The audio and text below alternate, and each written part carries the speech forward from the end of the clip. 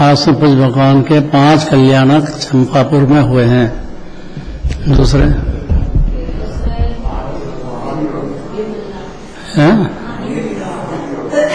जोर से बोलो। नंदनाथ भगवान गिरनार से हुए हैं। गजबी बात है देखो। और अपन काय के लिए जाते हैं गिरनार? ठीक 7 राजू ऊपर अपने को दर्शन होते हैं। अगर ज्ञान नेत्र खोलेगा तो ज्ञान से दर्शन होते हैं, क्योंकि ज्ञान ही जानता है। राग पुण्य भाव अंधा क्या जाने, पाप भाव क्या जाने, ज्ञान जानता है। जो ज्ञान जानता है मिथ्या ज्ञान रहता नहीं है, उसी क्षण सम्यक ज्ञान हो जाता है।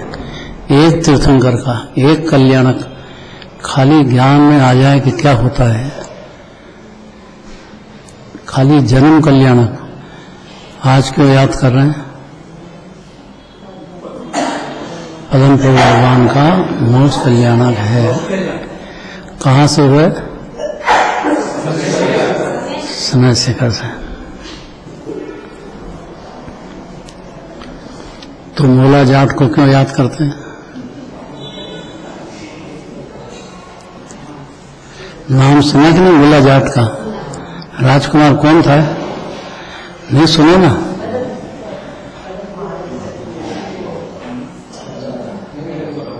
है? नाम नहीं सुना? इसका मतलब कभी पदम प्रभु जी गए ही नहीं है।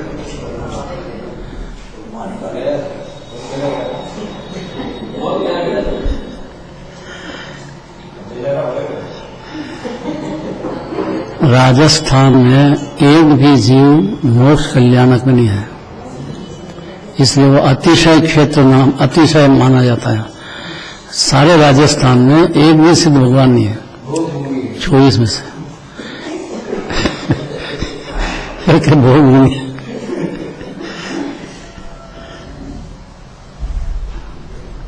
इसलिए वो क्या करे बेचारे राजस्थान वाले।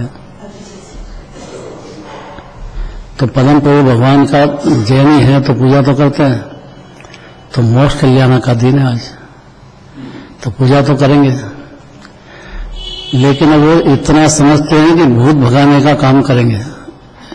सारी जो प्रतिमा है अभी, वो सिर्फ जहां पे से निकले भगवान जमीन में से, तो भूत भगाने का ही काम करते हैं। वो देख लो, कभी पदम प्रभु जाके देख लेना। कोई गए कि नहीं गए? गए? क्या देखा? क्या देखा?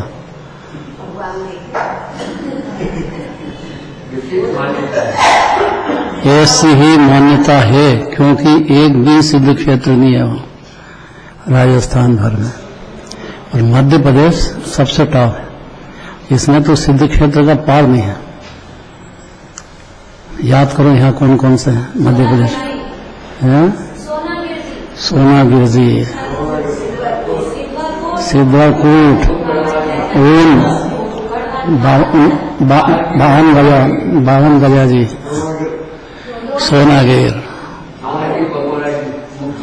जी पपोरा जी, सिद्ध क्षेत्र।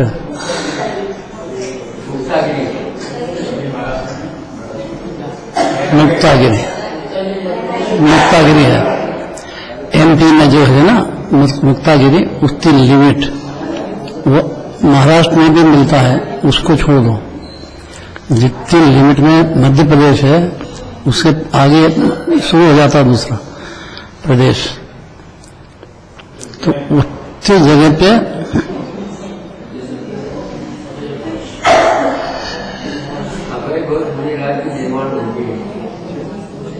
हाँ, इतनी बात क्यों कही, काय के लिए कही? कि जीव और अजीव का भेद ज्ञान कराना चाहती है जिनवाणी में।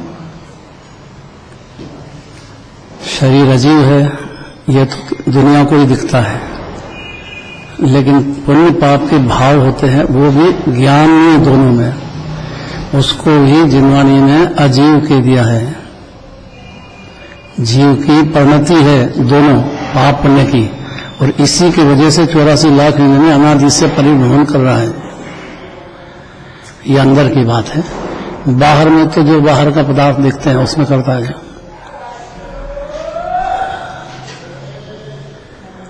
बात को छोटा नहीं समझना। जीव और अजीव का भेद ज्ञान। अब देखो 8 नंबर है ना, 8 के 9 पढ़ो।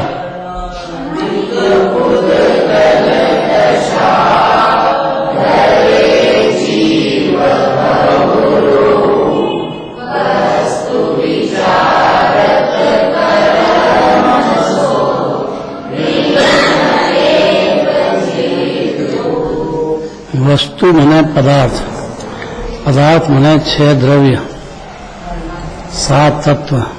इसका विचार करने पर रूप रस आदि पुद्गल के गुण हैं। बस यही अनादि काल से नहीं जानता है। शरीर खुद पुद्गल है, चेतन आत्मा उसमें बिल्कुल अलग का अलग है। ये बात अनादि काल से नहीं जानता है।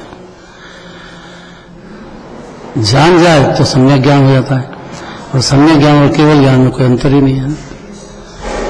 ज्ञान जागृत हो गया, ज्ञान जाग गया, मोह की नींद से जाग गया जीव। इसलिए रूप रस आदि पुद्गल के गुण हैं। इनके निमित्त से जीव अनेक रूप धारण करता है। निमित्त क्यों कहा? कि जितना भी राग द्वेष करता है, पुण्य पाप करता है, पुद्गल के निमित्त से करता है।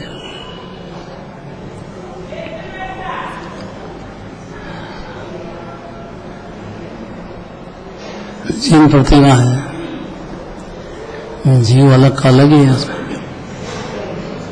शरीर से बिल्कुल भिन्न है, लेकिन अब उनकी परिणति में देह का ममता, चारित्र मोह भी बिल्कुल नहीं रहा है। सम्यक दर्शन पर चारित्र मोह तो पूरा ही बसता है। वो तो बड़ी भारी गुण स्थान के हिसाब से जाएगा। एक बार ये बात ध्यान से सुन लेना चाहिए। हजम कर जाए तो अलौकिक बात है, लेकिन सुनने से भी जीव को आगे जाकर के पशु गति में चला जाए, नरक में चला जाए, वहां भी ये काम आ जाएगा अगर ध्यान से अपने लिए सुना है तो। दूसरे को सुनाने की बात नहीं है। वो खूब शास्त्र पढ़ो, उसका भी काम नहीं है।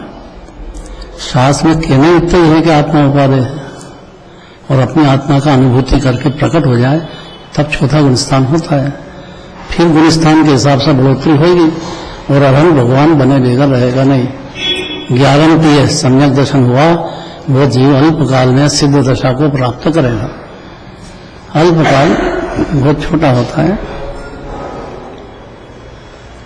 बड़ा काल तो पुद्गल को अपना मान करके उसने सुख बुद्धि की वजह से अनंत संसार में भटका है जीव। इसलिए कहते हैं अधिकार, अनंत संसार संसरण करता हुआ जीव। अब इसमें जरा भी बड़ा चढ़ा के नहीं कह रहे हैं, ऐसा ही हुआ है अनादि से। जब तक सम्यक दर्शन नहीं होगा तब तक अनंत संसार उसके सामने अकेले को करना है। अनंत संसार संसरण करता हुआ जीव नर कहाँ गया जीव? नरक, नारकी बना आदि जो अनेक पर्याय हैं। नरक में नारकी हो गया, स्वर्ग में देव हो गया, मनुष्य में मनुष्य हो गया। ये बाहर का देह का संयोग ऐसे ही मिला तो ये उसको ही स्व समझता रहा है तो अजीब, देह तो पूरे अजीब है। एक तो ये बात है जिनवाणी की, और दूसरा देह से संबंधित जितनी ममता है वो भी अजीब है। उसमें ज्ञान नहीं है ममता में, चारित्र मोह में। ज्ञान अलग है, चारित्र मोह अलग है, जो चौथे गुणस्थान से चालू होकर ठेठ अरहंत भगवान तक जाएगा।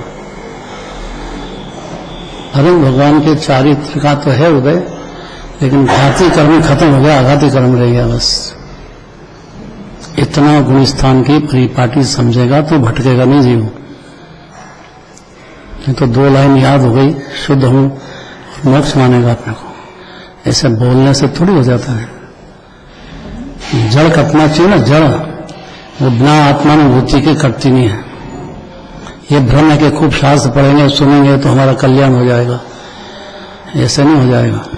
समझेगा तो कल्याण होगा। सुनने से क्या होता है? अनंत बार सुना जीव ने। अनंत संसार में संसरण करता हुआ जीव नर नारक आदि अनेक पर्याय प्राप्त करता है। कौन जीव?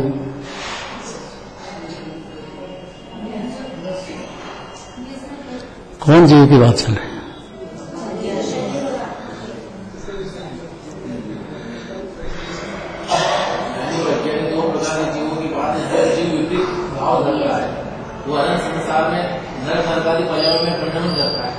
और ज्ञानी तो उसको जानता है अपने जीव अपनी जाति पहचान लिया तो इस अनंत संसार में तो नहीं करेगा। हाँ, ऐसा थोड़ी है क्या? आपने है ज्ञानी भी पहले करता है। ज्ञानी भी जाता है। ज्यादा पाप भाव होएगा ज्ञानी की कोई छाप थोड़ी है।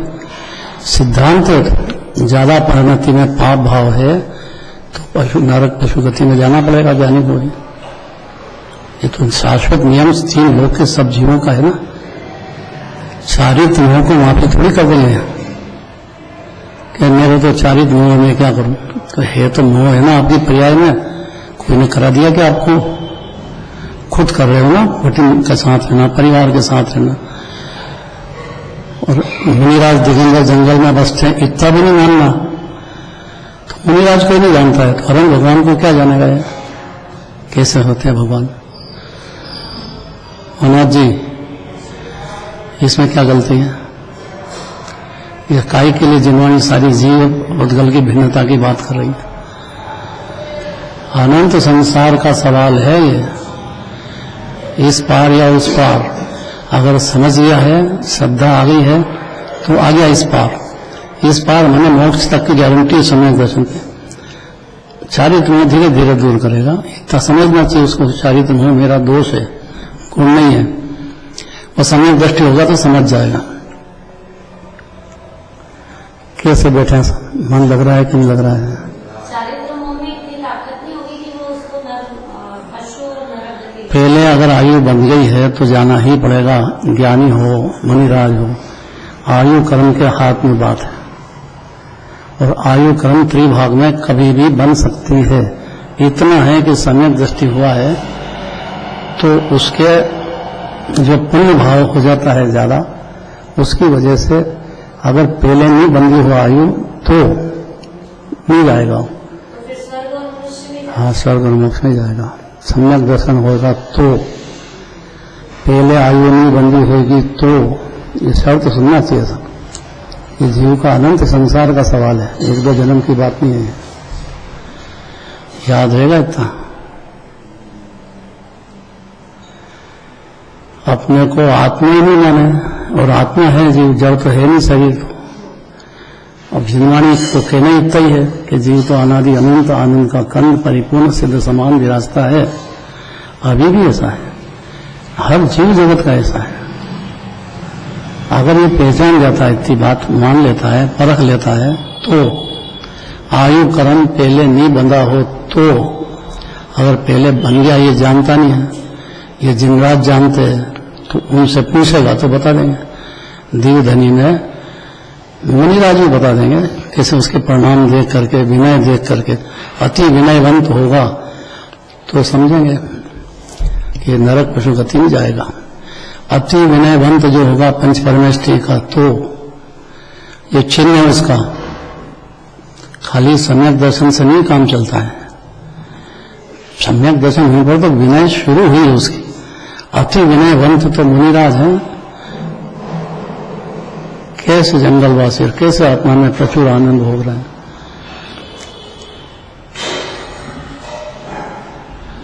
जितने गुरुदेव के प्रवचन सुनोगे ना, घर पे सुनो कि यहां सुनो कि कहीं सुनो, ये बात दिगंबर मुनिराज को याद करे बिगड़ रहते नहीं है। और दिगंबर मुनिराज सिवाय शास्त्र दूसरे लेते नहीं है। दिगंबर मुनिराज की मान्यता वाले जीव का काम है यहाँ कि कैसे होते हैं कि प्रचुर आनंद भोगने वाले जंगलवासी चारित्र मोह को दूर करने के लिए भारी प्रयत्नशील हैं वो।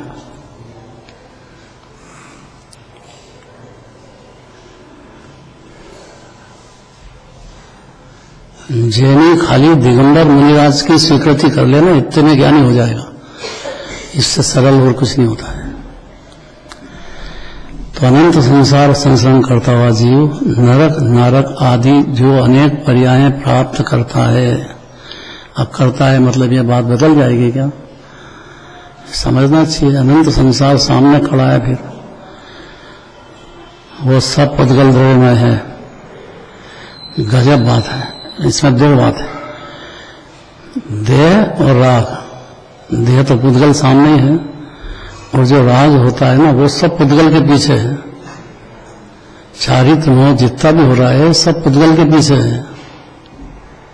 आहार लेने मुनिराज आएंगे तो आपको आहार की क्या जरूरत है? आत्मा तो अनाहारी है, मानते नहीं है क्या? जीव ने आज तक कभी खाया ही नहीं है, फिर खाने का भाव क्यों? और ये मुनिराज की परिणति में कमजोरी है, चारित्र मोह की कमजोरी है, क्योंकि वो चाहते हैं कि आत्मा का प्रचुर आनंद भोग रहे हैं तो उसमें बाधा नहीं आए। शरीर है संयोग में, तो उसमें देह में जब आहार जाएगा तो टिकेगा। यह सस्तु स्वरूप है। आहार संज्ञा सबसे बड़ी संज्ञा है, नहीं तो देह नहीं टिकेगा। डॉक्टर का ही नहीं टिकेगा, कितना ही कर ले तो वो टिकता है क्या?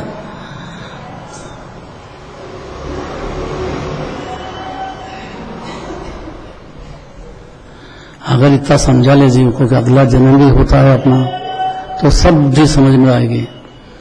और प्राप्त पर्याय में तन नहीं रहा तो कुछ भी समझ में नहीं आएगा।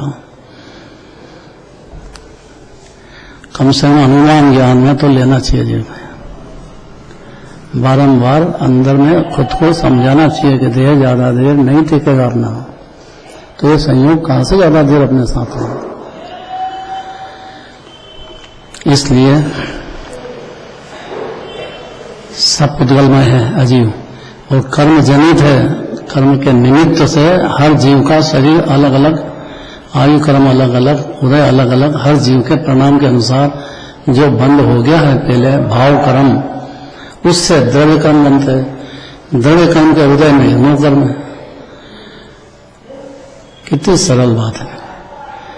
तीनों में ज्ञान ही नहीं है। द्रव्य कर्म पुद्गल है, नो कर्म ये शरीर आदि ये पुद्गल है, और भाव कर्म है वो भी व्यवहार से जीव का कहा है, निश्चय से तो पुद्गल ही है, क्योंकि ज्ञान ही नहीं इसमें। और इस ज्ञान लक्षण से सब जीव अलग छट जाते हैं।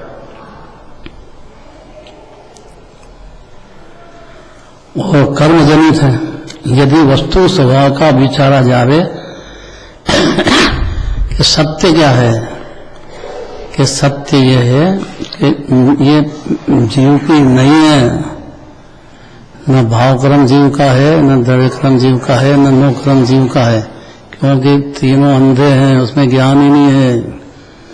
और तीन लोक में एक भी जीव ऐसा नहीं जिसको ज्ञान नहीं हो, दर्शन नहीं हो, और आत्मा जान गया तो सुख नहीं हो। जानते से सुख की झड़ी लग जाएगी, अंदर तृप्ति आएगी जीव को। उसकी डिग्रियां हैं कम के ज्यादा। तो जीव तो शुद्ध कैसा है जीव, मूल बात आ गई है। सारा द्वादशांग इतना सिद्ध करना चाह रहा है। कोई भी देह में रहो, चार गति में कहीं भी रहो, जीव कैसा है। अब कल मैंने पूछा था, बताया भी था, आज देखें थोड़ा सा फिर पूछ लेते हैं, ये जीव कैसा है अपना।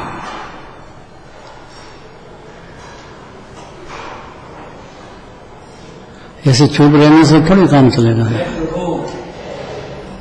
शुद्ध बुद्ध अखंड नित्य निरंजन ज्ञान स्वभावी आनंद का धन मैं स्वयं।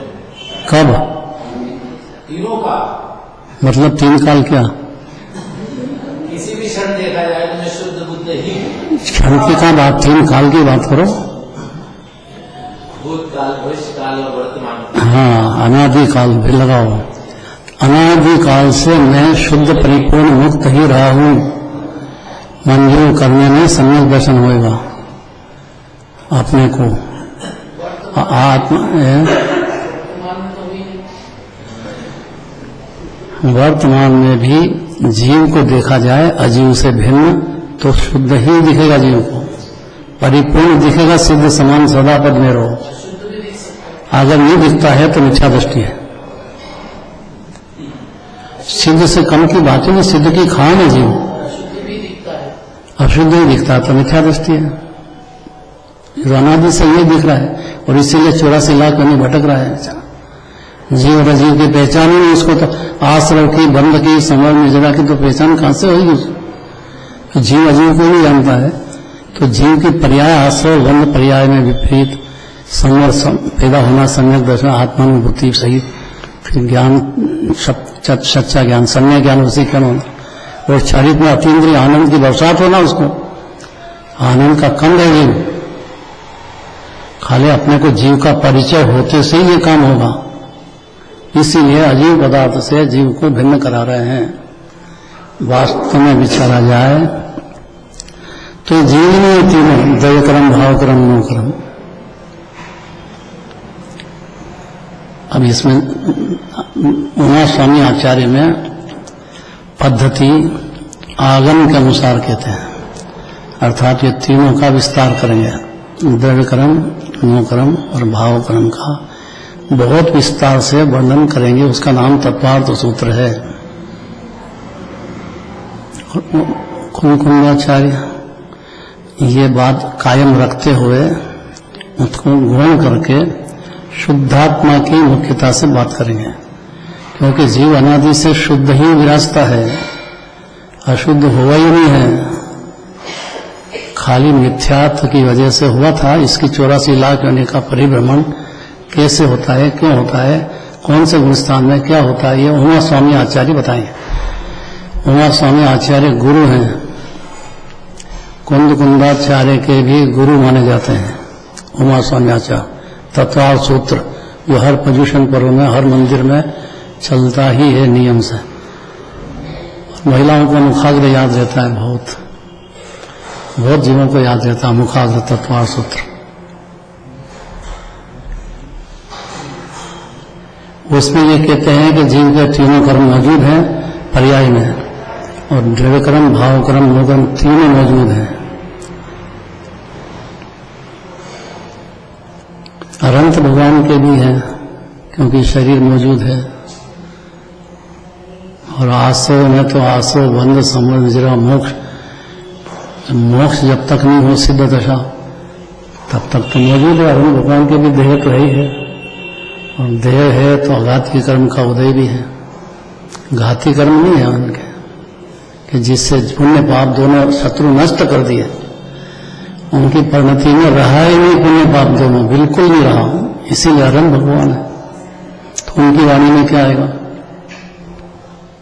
कि जीव शुद्ध तरीका परिपूर्ण परमात्मा है, यही आएगा ना। आत्मा के गुणगान होंगे, वो अरुण भगवान की वाणी है।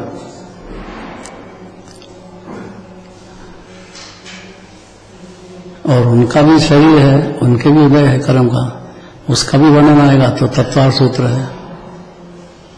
इसीलिए अभ्यास करना चाहिए जीव को जम के अपने को ज्ञानी मान लो, मुक्त मान लो, ऐसे नहीं चलता है।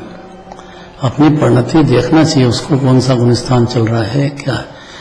होश में आना चाहिए उसको, बेहोश नहीं होना चाहिए। खाली निश्चय की बात सुन ली, शुद्ध है तो इतने से थोड़ी काम चलता है। काय के लिए वर्णन करा आचार्यों ने,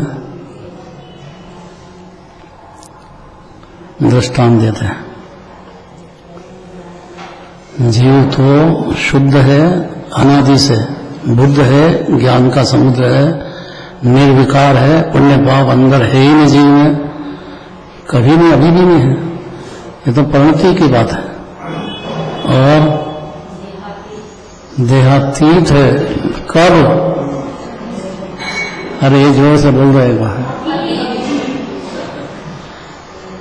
तो फिर बच्चे किसके हैं।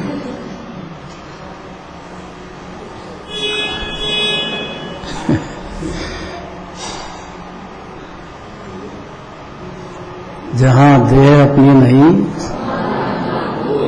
चलो घर संपत्ति तो अपनी है, क्यों, घर संपत्ति पर प्रकट रूप से पर है, मूर्ख अपनी मानता है बस, मेरा धन है, मेरा धन है। मूर्ख जीव है, अर्थात पहला गुणस्थान है, अनादि से मानता है। घर संपत्ति पर प्रकट है, अब ये तो अपना है कि नहीं परिवार, तो ये बहुत कठिन बात है। मराठी में कहते हैं माझा परिवार, माझा संसार, माने मेरा संसार तो यही है, घर पर परिवार, बस डूब गया।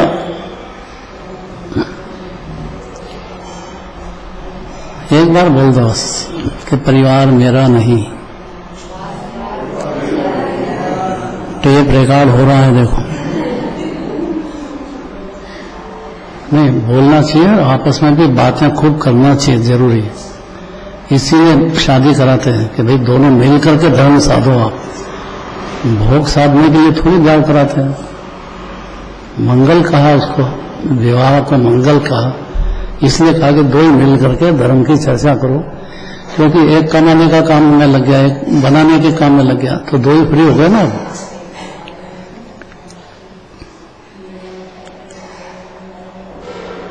ज्यादा ही पत्नी का भगत होगा तो वो खुद ही रोटी बनाने लग जाता है। नहीं, आजकल हो गया ऐसा,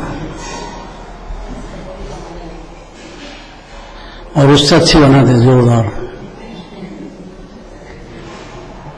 वो कमाने चले है? क्या बोला? कमाने जाए। हाँ, ऐसा भी हो गया बेटा। आजकल बेटा बच्चे बहुत होशियार हो गए आजकल। वो तो मोबाइल में टैब, क्या बोलते हैं, लैपटॉप है, वो क्या बोलते हैं, लैपटॉप। आजकल बच्चियां बहुत ज्यादा चतुर है, बहुत ज्यादा पढ़ी लिखी है। आदमी से भी ज्यादा बच्चियां का ज्ञान बहुत काम करता है आजकल के जमाने में। और उसकी जो आमदनी है वो पति की आमदनी से कई गुना ज्यादा पत्नी की होती है आज के जमाने में। अभी आगे खोल के देखो तो दिखेगा, नहीं तो बोलने से मानेगा कौन है।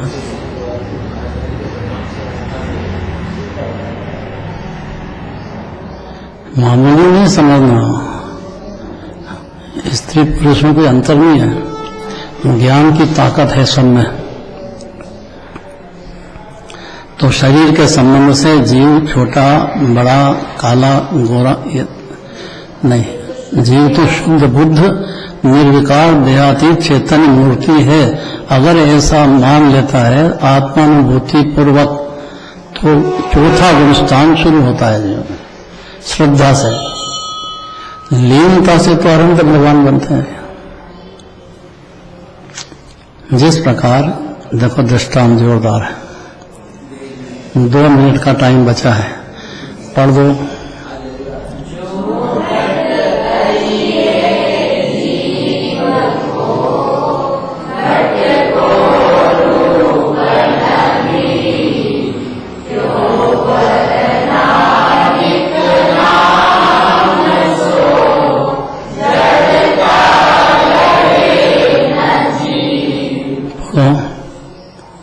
पहले एक जना इधर पढ़ दो, एक जना इधर पढ़ दो, टाइम इतना ही है अपने पास।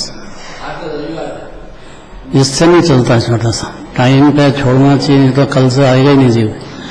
उसको टाइम पे बहुत माथे पे बोझा है ना, वहाँ कर्ता बुद्धि का ढंग इतना जबरदस्त है कि उसको कैसे बैठ गया ये पंचम काल में, आश्चर्य की बात है। दर्शन कर लेना भगवान के, यही बड़ा आश्चर्य है। पूजन कर ले तो गजब कर दिया है, और बैठ गया दुनिया सुनने, इससे बड़ा कोई पंचम काल में आश्चर्य नहीं है। ऐसा कहा है आचार्यों ने, बहुत बड़ी बात है ये। हाँ भाई, कोई भी बोल दो, मैंने वहां सब नाराज होंगे। करो, हिम्मत करो। इस प्रकार घी के संयोग से मिट्टी के घड़े को घी का घड़ा कहते हैं, परंतु घड़ा घी रूप नहीं हो जाता। इसी प्रकार शरीर के संबंध से घी छोटा बड़ा काला गोरा आदि अनेक नाम पाता है, परंतु वह शरीर के समान अचेतन नहीं हो जाता। होगा ही नहीं, हो ही नहीं, अनादि से होगा भी नहीं। और ये मान्यता हटाना चाह रहे हैं। इतने में तो रत्नत्रय चालू हो जाए। मैं शरीर में रहा हूं लेकिन शरीर हुआ ही नहीं कभी। इसमें ज्ञान ही नहीं है, उद्गल है। आगे का भावार्थ इधर पढ़ो। शरीर अचेतन है और जीव का उसके साथ अनंत काल से संबंध है, तो ही जीव शरीर के संबंध से कभी अचेतन नहीं होता, सदा चेतन ही रहता। तो अनादिकाल से संबंध है तो चेतन ही रहता, कैसी बात करते हैं? ऐसा ही है। तो क्या सिद्ध हो गए? सिद्ध समान ही सिद्ध समान ही है। कौन बोला? बोल दो एक बार फिर से, समान ही है। और जोर से बोल दो।